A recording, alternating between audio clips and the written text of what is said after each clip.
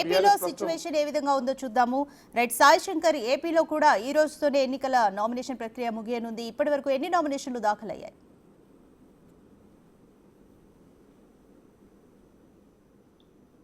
MLC ఎన్నికలకు సంబంధించినటువంటి నామినేషన్ల ప్రక్రియ నేటి ముగినున్నటువంటి నేపథ్యంలో ఇటు కృష్ణా గుంటూరు జిల్లాలకు సంబంధించినటువంటి కానీ ఉమ్మడి గుంటూరు జిల్లాలకు సంబంధించినటువంటి పట్టభద్రుల నియోజకవర్గాలకు సంబంధించినటువంటి ఎమ్మెల్సీ ఎలక్షన్ తో పాటు విజయనగరం, శ్రీకాకుళం, విశాఖపట్నం దీనికి సంబంధించి ఉపాధ్యాయ ఎమ్మెల్సీ స్థానాలు కూడా ప్రస్తుతం అయితే ఎన్నికలు జరుగుతున్నాయి. ఈ రోజుతో పూర్తి స్థాయిలో కూడా అన్ని చోట్ల కూడా నామినేషన్ల ప్రక్రియ అయితే పూర్తవనుంది. రేపు ఈ నామినేషన్లకు సంబంధించినటువంటి వాటిపైన పరిశీలన అయితే జరుగుతుంది. 13వ తారీఖు వరకు కూడా ప్రధానంగా కూడా నామినేషన్లను ఒకవేళ విత్డ్రా చేసుకోవాలంటే 13వ తారీఖు వరకు కూడా వాళ్ళకైతే సమయం ఉంది. అయితే ఎమ్మెల్సీ ఎన్నికలకు సంబంధించినటువంటి అంశంలో వివిధ పార్టీలతో పాటు కొంతమంది ఇండిపెండెంట్ అభ్యర్థులు కూడా నామినేషన్లు దాఖలు చేస్తున్నారు. ఇటు గుంటూరు, కృష్ణా జిల్లాలకు సంబంధించి ఇప్పటి వరకు అనేక మంది అంటే అధికారికంగా వాళ్ళు లెక్కలైతే చెప్తున్నటువంటి పరిస్థితి లేదు. కాబట్టి ప్రధానంగా 20 నుంచి 30 మంది వరకు కూడా నామినేషన్లు అయితే వేసినట్టు తెలుస్తుంది. అయితే ఒక్కొక్క అభ్యర్థి కూడా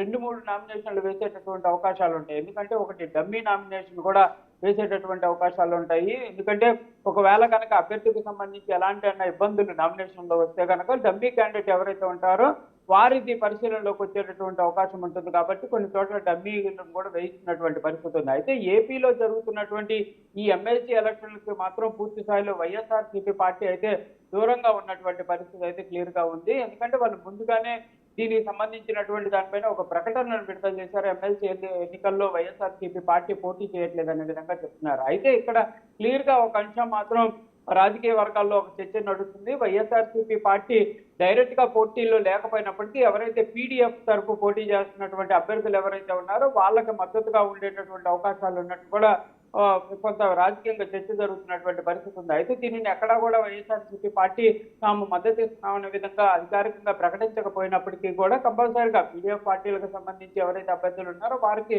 కంపల్సరీగా వైఎస్ఆర్సీపీ పార్టీకి సంబంధించినటువంటి మద్దతు ఉండే అవకాశాలు అయితే కనిపిస్తున్నాయి. టీడీపీ కూడా కూటమి పార్టీలు కూడా క్లియర్ గా ఈ ఎన్నికల్లో మొత్తం స్థానాలు కైవసం చేసుకోవాలనే విధంగా కూడా గట్టి ప్రయత్నం అయితే చేస్తున్నటువంటి పరిస్థితులు కొన్ని చోట్ల గట్టి పోటీ అయితే ఎదురయ్యేటటువంటి అవకాశాలు ఉన్నాయి ఆలోచన చేస్తున్నటువంటి నేపథ్యంలో కంపల్సరిగా గ్రాడ్యుయేట్ ఎన్నికలకు సంబంధించినటువంటి అంశంలో రానున్న రోజుల్లో ఎవరైతే నిరుద్యోగులు ఉంటారో వారికి ఏం చేస్తామనే విధంగా కూడా ఒక క్లారిటీ ఇస్తూ కూడా ఎన్నికల్లో అయితే ప్రచారంలో కూటమి నేతలంతా కూడా ముందుకు వెళ్తున్నటువంటి పరిస్థితి.